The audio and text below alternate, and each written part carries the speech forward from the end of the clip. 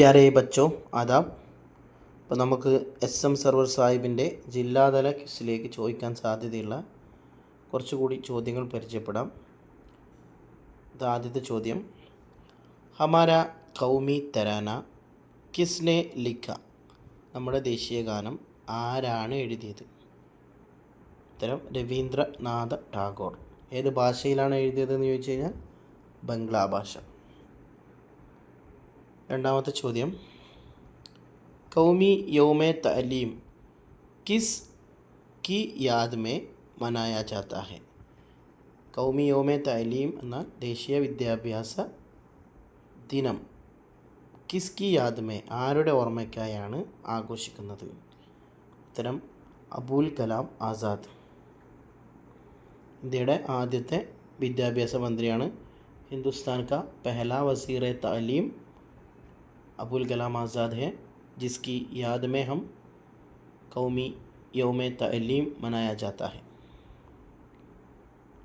അടുത്ത ചോദ്യം, BR അംബേദ്കർ का അസൽ നാം ക്യാ ഹെ? BR അംബേദ്കറിൻ്റെ യഥാർത്ഥ പേര് എന്താണ്? അസൽ നാം. ഉത്തരം ഭീംറാവു രാംജി അംബേദ്കർ അല്ലെങ്കിൽ ഭീംറാവു അംബേദ്കർ. അടുത്ത ചോദ്യം, യൗമെ ഷഹാദത്ത് ഹിന്ദുസ്ഥാൻ में कब मनाया जाता है? യൗമെ ഷഹാദത്ത് ഹിന്ദുസ്ഥാൻ में कब मनाया जाता है?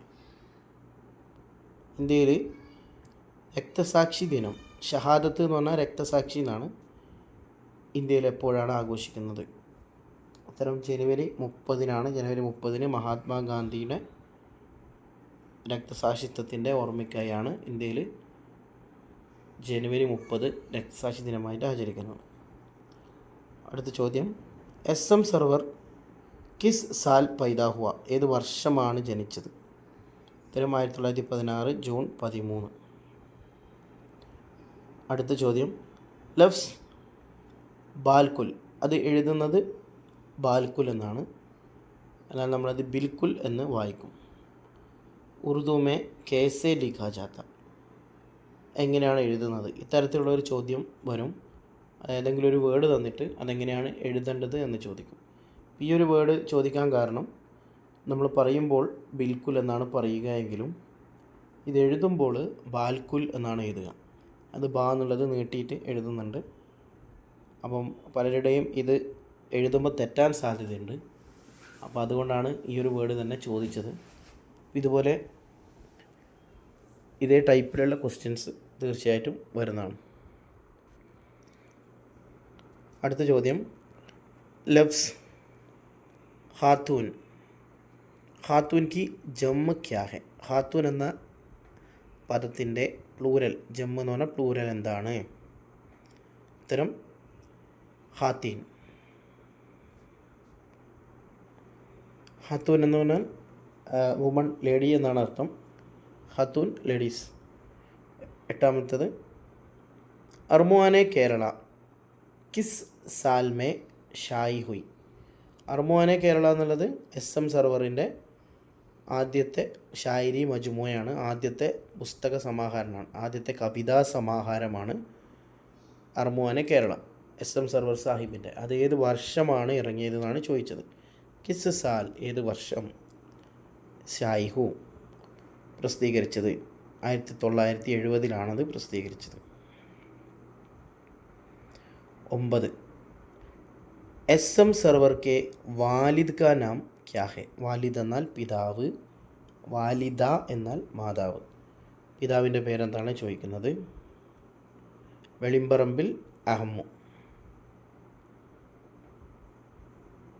അടുത്ത ചോദ്യം, ഇൻകുലാബ് സിന്ദാബാദ് കിസ് ജബാൻ കാ നഅറ ഹെ? ഇൻകുലാബ് സിന്ദാബാദ് എന്നുള്ളത് ഏത് ഭാഷയിലെ നഅറ എന്ന് പറഞ്ഞാൽ സ്ലോഗൻ, മുദ്രാവാക്യമാണ്?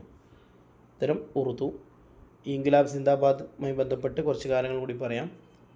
ഈ ഇൻകുലാബ് സിന്ദാബാദിൻ്റെ ഉപജ്ഞാതാവ്, ഈ ഒരു നഅറയുടെ ഉപജ്ഞാതാവ് എന്ന് പറയുന്നത് ഉറുദു കവിയായിട്ടുള്ള ഹസ്രത്ത് മൊഹാനിയാണ്. എന്നാൽ ഇത് ഒരു പൊതുവേദിയിൽ ആദ്യമായി ഉപയോഗിക്കുന്നത് ഭഗത് സിംഗ് ആണ്. അടുത്ത ചോദ്യം, ദാദ അബ്ബാക്കെ അബ്ബാഹെ. ദാദ എന്ന് പറഞ്ഞാലാണ് അബ്ബയുടെ അബ്ബയാണ്. തോ അങ്ങനെയാണെങ്കിൽ പൂപ്പി കേസെ കേത്തെ ഹെ. പൂപ്പി ആരാണ്? അബ്ബാക്കി ബഹൻ. അബ്ബയുടെ ഉപ്പയുടെ സഹോദരിക്കാണ് പൂപ്പി എന്ന് പറയുന്നത്. അടുത്ത ചോദ്യം, കേരളക്കെ മൗജൂദ. മൗജൂദ എന്ന് പറഞ്ഞാൽ ഇപ്പോഴുള്ള, കറൻ്റ്ലി വസീറെ സിഹത്ത് കോൻ ഹെ. വസീർ മന്ത്രി, സിഹത്ത് എന്ന് പറഞ്ഞാൽ ആരോഗ്യം. അപ്പം ആരോഗ്യമന്ത്രി ആരാണ്? ഉത്തരം വീണ ജോർജ്.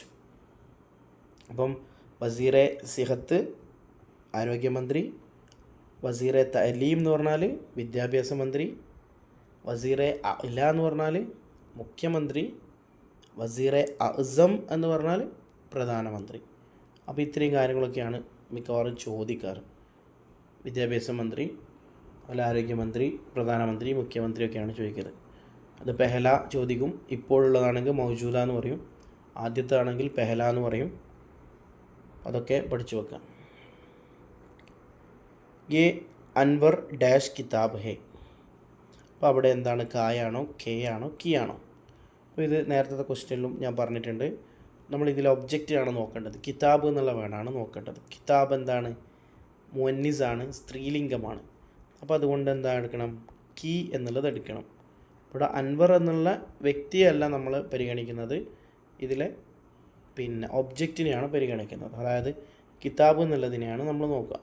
കിതാബ് മുഅന്നിസ് ആയതുകൊണ്ട് നമ്മൾ കി എന്ന് ഉപയോഗിക്കണം.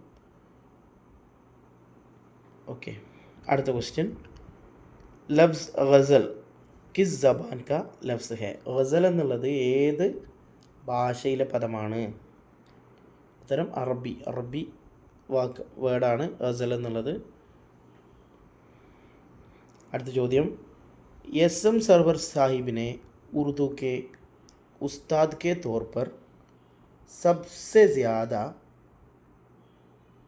अर्ज़े कहाँ ഖിദ്മത്ത് അഞ്ചാം दी.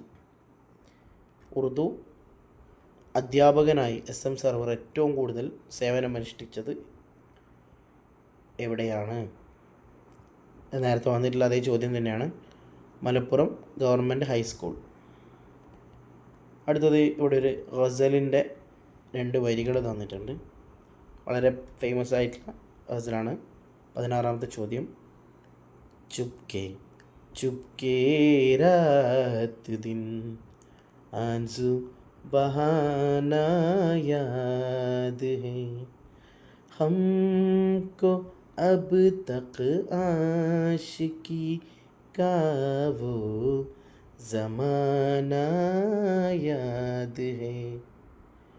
इस शेर में ഈ വരിയിൽ റദീഫ് കോൻസ ലഫ്സ് ഹെ. റദീഫായിട്ട് വരുന്നത് ഏത് വേർഡാണ്?